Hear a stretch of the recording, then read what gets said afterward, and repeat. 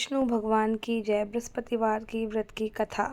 भारतवर्ष में एक प्रतापी और दानी राजा राज्य करता था। वह नित्य गरीबों को और ब्राह्मणों की सहायता करता। यह बात उसकी रानी को अच्छी नहीं लगती। वह ना गरीबों को दान देती, ना ही भगवान का पूजन करती और राजा को भी दान देने से मना किया करती थी। एक दिन जब राजा शिकार खेलने वन को गए हुए थे तो रानी महल में अकेली थी। उसी समय बृहस्पति देव साधु वेश में राजा के महल में आए और भिक्षा मांगी। रानी ने भिक्षा देने से इनकार किया और कहा, हे साधु महाराज, मैं तो दान पुण्य से तंग आ गई हूँ। मेरे पति सारा धन लुटाते रहते हैं। मेरी इच्छा है कि हमारा धन नष्ट हो जाए, फिर ना रहेगा बांस, ना बजेगी बांसुरी। साधु ने कहा, देवी तुम बड़ी विचित्र हो। धन संतान भी सभी चाहते हैं, पुत्र और लक्ष्मी तो पापी के घर भी होनी चाहिए। जो निर्धन और अपनी कुंवारी कन्याओं का विवाह नहीं कर सकते, उनका विवाह करा दो। ऐसे और कोई काम है जिनसे तुम्हारा यश और परलोक में फैलेगा।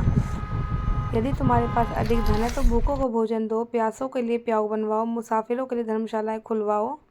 परंतु रानी पर उपदेश का कोई प्रभाव न पड़ा। वह बोली, महाराज आप मुझे न समझाएं, मैं ऐसा धन नहीं चाहती जो हर जगह बांटती फिरूं।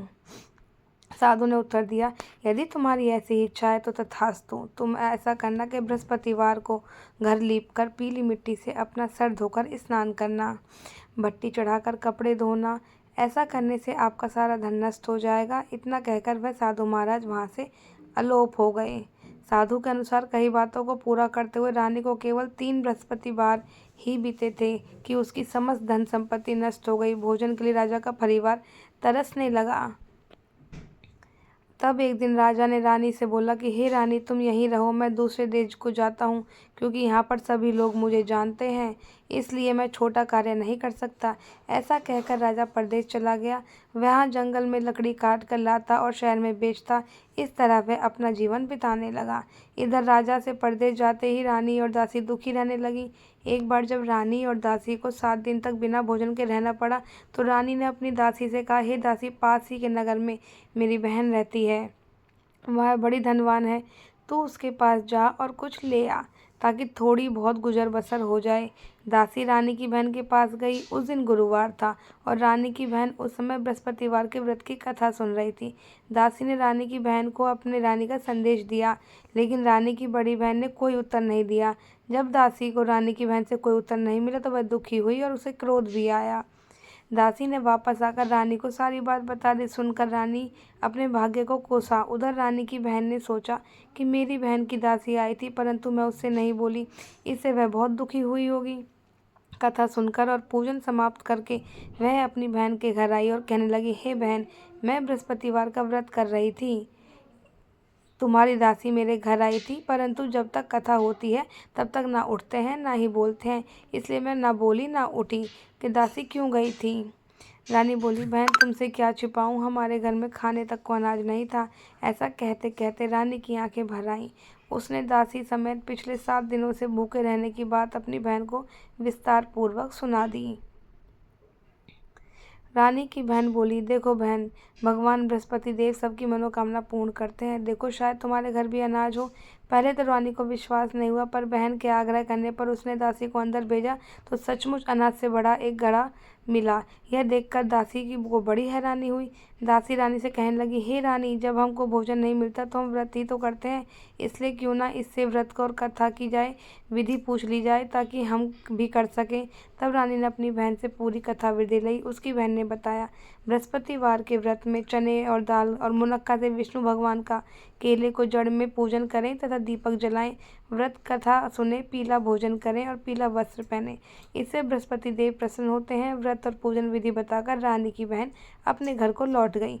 7 दिन के बाद जब गुरुवार आया तो रानी और दासी ने व्रत रखा। गुड़साल में जाकर चना और गुड़ लेकर आई, फिर उसे केले की जड़ तथा विष्णु भगवान का पूजन किया। अब पीला भोजन कहाँ से आए, इस बात को लेकर दोनों बहुत दुखी थीं। चूँकि उन्होंने व्रत रखा था, इससे बृहस्पति देव उनसे प्रसन्न थे, इसलिए वो एक साधारण व्यक्ति का रूप धारण कर 2 थाल में सुंदर पीला भोजन दासी को दे गए। भोजन पाकर दासी प्रसन्न हुई और फिर रानी के साथ मिलकर भोजन ग्रहण किया।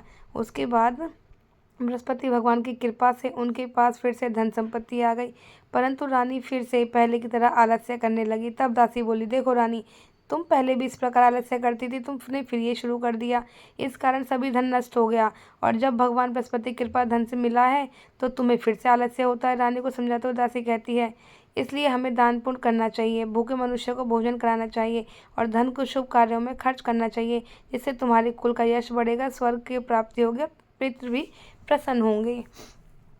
दासी की बात मानकर रानी अपना धन शुभ कार्यों में खर्च करने लगी, जिससे पूरे नगर में उसका यश फैलने लगा। बृहस्पतिवार व्रत कथा के बाद श्रद्धा के साथ आरती की जानी चाहिए। इसके बाद प्रसाद बांटकर उसे ग्रहण करना चाहिए। एक दिन राजा दुखी होकर जंगल में एक पेड़ के नीचे आसन जमाकर बैठ गया। वह अपनी दशा को याद करके व्याकुल होने लगा। बृहस्पतिवार का दिन था। एकाएक उसने देखा कि निर्जन वन में एक साधु प्रकट हुए। वह साधु वेश में स्वयं बृहस्पति देवता थे। लकड़हारे के सामने आकर बोले, हे लकड़हारे, इस सुनसान जंगल में तू चिंता मगन क्यों बैठा है? लकड़हारे ने दोनों हाथ जोड़कर प्रणाम किया और उत्तर दिया, महात्मा जी, आप सब कुछ जानते हैं, मैं क्या ही कहूँ। यह कहकर रोने लगा और साधु को अपनी आत्मकथा सुना दी।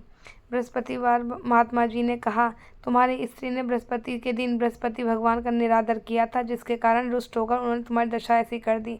अब तुम चिंता को दूर करके अब मेरे कहने पर चलो, तुम्हारे सब कष्ट दूर हो जाएंगे और भगवान पहले से भी अधिक संपत्ति देंगे। तुम बृहस्पति के दिन कथा किया करो। 2 पैसे के चने मुनक्कर लाकर उसे प्रसाद बनाओ और शुद्ध जल से लोटे में शक्कर मिलाकर अमृत तैयार करो। कथा के पश्चात अपने सारे परिवार को सुनाने वाले प्रेमियों में अमृत व प्रसाद बांटकर आप भी ग्रहण करो। ऐसा करने से भगवान तुम्हारी सब मनोकामनाएं पूरी करेंगे। बृहस्पति देव भगवान जैसे उस पर प्रसन्न हुए, ऐसे ही सब पे प्रसन्न हो। जय हो प्रभु।